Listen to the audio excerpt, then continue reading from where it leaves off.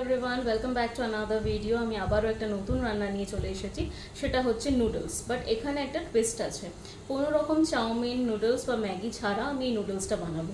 খুব ইন্টারেস্টিং আর খুব ইজি একটা রেসিপি। তো চলুন আমরা দেখে নিই এই রান্নাটা আমাদের কীভাবে হচ্ছে। আর দেখতে হলে পুরো ভিডিওটা ওয়াচ করবেন, কোথাও স্কিপ করবেন না। নুডলসটা বানাতে তাহলে আমাদের কি কি লাগছে প্রথমেই দেখে নিই। 3টে কোয়া রসুন কুচি, 4টে বিনস আমি ডায়াগোনালি কেটে নিয়েছি, একটা ছোট সাইজের আলু আমি এরকম লম্বা লম্বা করে কেটে নিয়েছি, একটা হাফ গাজর, বড় সাইজের গাজর হাফ আমি এরকম জুলিয়ান করে কেটে নিয়েছি। আর এখানে আছে 2টো কাঁচা লঙ্কা কুচি, তার সাথে 1 চামচ ভিনেগার, 1 চামচ সয়া সস, 1 চামচ টমেটো কেচাপ মিক্স করা আছে, ছোট চামচের 1 চামচ।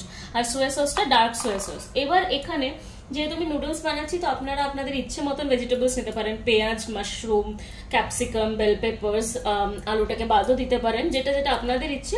আমার কাছে এই জিনিসগুলো ছিল, আমি এটা দিয়ে বানাচ্ছি। এবার আমাদের মেন সিক্রেট ইনগ্রেডিয়েন্ট যেটা, যেখানে নুডলস বা চাউমিন বা ম্যাগি যেটা আমাদের লাগবে না, তার বদলে আমি কি ইউজ করছি সেটা আপনাদের দেখাচ্ছি।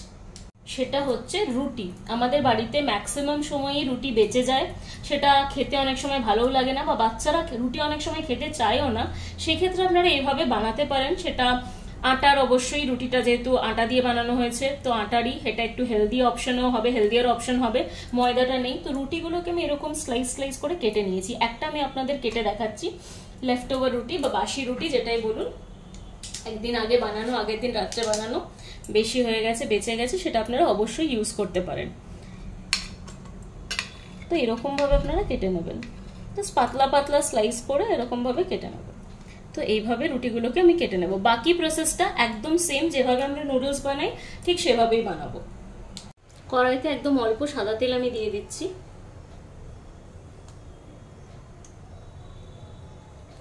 খুব বেশি তেলের প্রয়োজন নেই। তেলটা একটু গরম হলে আমি বাকি ভেজিটেবলস গুলো দিয়ে দেবো। ফার্স্ট আমি রসুনটা দিয়ে দিলাম, সাথে সাথে আমি বিনস, আলু আর গাজরটাও দিয়ে দিচ্ছি।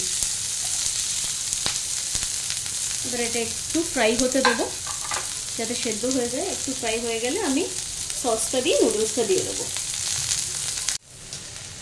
আমি অল্প একটু নুন অ্যাড করে দিচ্ছি। নুনটা একটু বুঝে অ্যাড করবো, যেহেতু আমার সসগুলোতে নুন আছে। তো একদম অল্প নুন আমি অ্যাড করে দিলাম। এবার আমি এটা ঢাকা দিয়ে দেবো। সেদ্ধ হয়ে গেলে ভেজিটেবলসগুলো লাস্টে আমি জাস্ট আটাটা অ্যাড করবো, মানে রুটিটা অ্যাড করবো, সরি, আর সসগুলো দিয়ে দেবো। তাহলে আমার আর কিছু করার নেই, এটাতে খুব ইজিলি এই রেসিপিটা তৈরি হয়ে যাবে। এবার আমি এই ঢাকনাটা সরিয়ে দেখে নিই আমার ভেজিটেবলসগুলো সেদ্ধ হয়ে গেছে কিনা।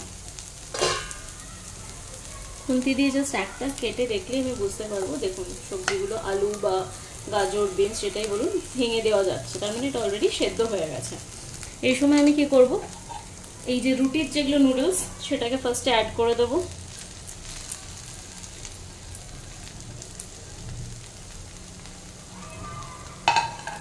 তারপরে এই ভিনেগারে ভেজানো, ভিনেগার, সয়া সস আর টমেটো কেচাপে ভেজানো লঙ্কাটা আমি অ্যাড করে দেবো।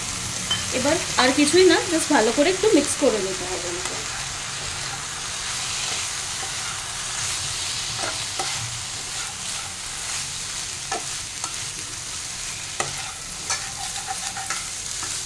এটাতে আপনারা একটা ডিম ভুজিয়া চাইলে অ্যাড করতে পারেন, চিকেন শ্রেডেড থাকলে সেটাকে একটু ফ্রাই করে অ্যাড করতে পারেন, তাতে অনেক বেশি আরও টেস্টি হয়ে যাবে। তো যেটা যেরকম ভেজিটেবলস বা ননভেজ আইটেম অ্যাড করার আপনাদের ইচ্ছে, সেটা আপনারা অ্যাড করতে পারেন। আমি এখানে কিছুই করবো না, জাস্ট ওপর থেকে একটু চিলি ফ্লেক্স আর অরিগ্যানো অ্যাড করব।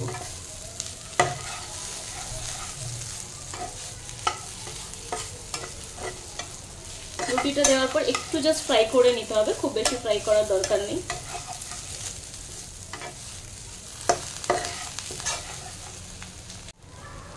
আমি একটু অরিগ্যানো অ্যাড করে দিচ্ছি।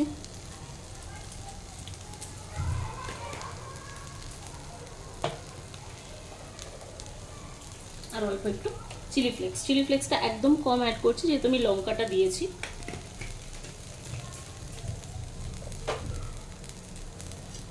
গ্যাসটা এবার অফ করে দিচ্ছি। তো আমার রুটি দিয়ে নুডলস, হেলদি নুডলসটা একদম রেডি হয়ে গেছে।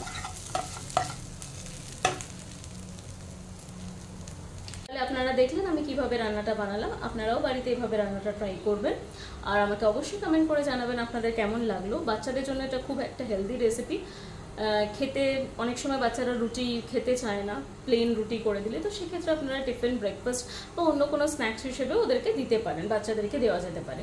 তো অবশ্যই আমাকে কমেন্ট করে জানাবেন, আপনারা বাড়িতে ট্রাই করবেন, আমার চ্যানেলটাকে লাইক করবেন, শেয়ার করবেন, সাবস্ক্রাইব করবেন, আর নিজের ফ্রেন্ডস আর রিলেটিভসের মধ্যে অনেক বেশি শেয়ার করে দেবেন। সবাই খুব ভালো থাকবেন, সুস্থ থাকবেন, বাই বাই।